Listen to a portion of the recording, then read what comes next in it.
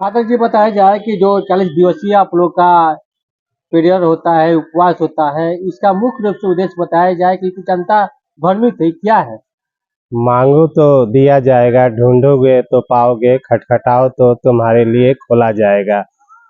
ईसाइयों का महापवित्र महा उपवास काल की प्रार्थना का शुभारंभ हो गया है और इसे लेंस प्रेयर भी बोलते हैं। और 40 दिन प्रभु यीशु मसीह ने उपवास रह के प्रार्थना किया और परीक्षा को पास किया। और 40 दिन मूसा नबी ने उपवास रह के परमेश्वर के दर्शन को पाया और 10 आज्ञाओं को पाया।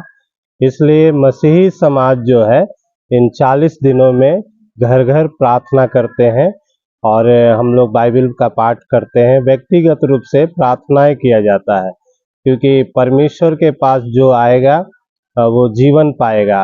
और प्रभु यीशु मसीह ने एक उदाहरण हम लोगों के लिए दिया।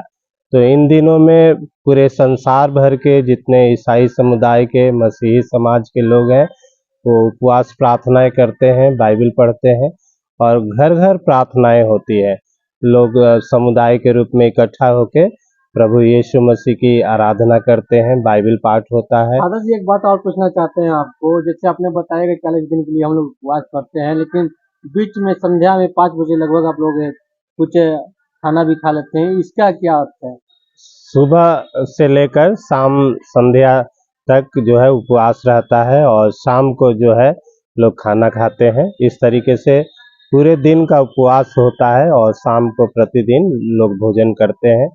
और विशेष रूप से हम लोग जो है प्रार्थनाएं करते हैं और अगर आप किसी भी बात के लिए प्रार्थनाएं करेंगे, परमेश्वर के नज़दीक आएंगे, आपके आत्मा में बल मिलेगा और सामर्थ्य मिलेगा। तो ये भोजन की बात नहीं है, लेकिन आत्मा में बल प्राप्त करने के लिए परमेश्वर का दर्शन करना और लोगों को क्षमा करना, परमेश्वर के राज्य को देखना, इसके लिए ये प्रार्थनाएं 40 दिन की हो रही है। आप लोग रखते हैं और ये हर साल होता होगा?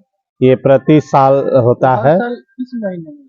ये फरवरी या मार्च के लगभग होता है। ऐश वेडनेस से, राख बुधवार से ये प्रार्थनाएं शुरू होती हैं और हम लोग इसके अंत में खजूर रविवार मनाते हैं। उसके बाद गुड फ्राइडे होता है, फिर ईस्टर महापर्व मनाते हैं प्रभु यीशु के जन्म के अवसर पर। तो मसीहों का दो महान पर्व है, एक क्रिसमस और दूसरा ईस्टर पर्व।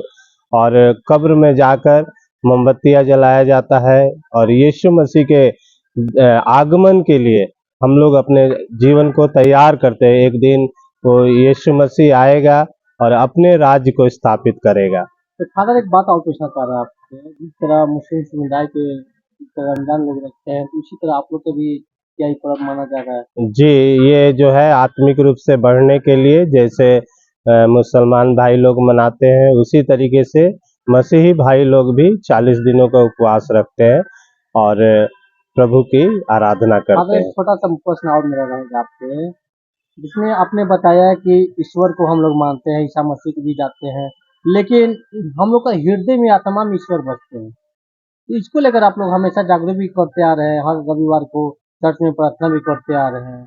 तो देख, क्या क्या माना जाए कि ईश्वर आत्मा में नहीं बसते हैं क्या? परमेश्वर तो आत्मा है और अवश्य है कि उसके भजन करने वाले आत्मा और सच्चाई से भजन करें। हम अपने घर को बंद करके भी परमेश्वर की आराधना कर सकते हैं, आराधनालय में भी जाके परमेश्वर की आराधना कर सकते हैं। हम हे प्रभु कहें, लेकिन हम हमारे चरित्र में वो चीज़ें ना दिखाई दे तो ईश्वर का क्या वास है। इसलिए हमें अपने हृदय को पवित्र करना है, अच्छे विचारों से भरना है, क्षमा करना है और सबको एक भाईचारे के प्रेम में इकट्ठा करना है। तभी आज आपके आवाज पे भी रखा हुआ है पेड़। आज आज पहला दिन जो है मेरे आवास पर गिरजा मोड़ पर प्रार्थना रखा गया है और सभी मसीही भाई लोग आएंगे और हम मिलकर प्रार्थनाएं करेंगे, प्रभु का वचन सुनेंगे और चाय नाश्ते का भी प्रबंध होगा। मैं पादरी Anil ji, the Holi saviour church, आरा। शिक्षा से देश सजाएंगे, हर बच्चों को पढ़ाएंगे। इसी स्लोगन के साथ मां कमला देवी मेमोरियल ट्रस्ट द्वारा संचालित ज्ञानोदय +2 उच्च माध्यमिक विद्यालय बभनौली सलेमपुर पथ भोजपुर आरा में बिहार विद्यालय परीक्षा समिति पटना द्वारा मान्यता प्राप्त एक उत्कृष्ट शिक्षण संस्थान एवं जिला का सबसे भरोसेमंद शिक्षण संस्थान एवं सबसे सस्ता और सबसे अच्छा में पढ़ने के लिए वर्ग नर्सरी से STD 1 तक 2 जनवरी से 28 फरवरी तक नामांकन मुफ्त है। जल्द करें नामांकन, प्रारंभ है। हमारे यहाँ वाहन सुविधा भी उपलब्ध है।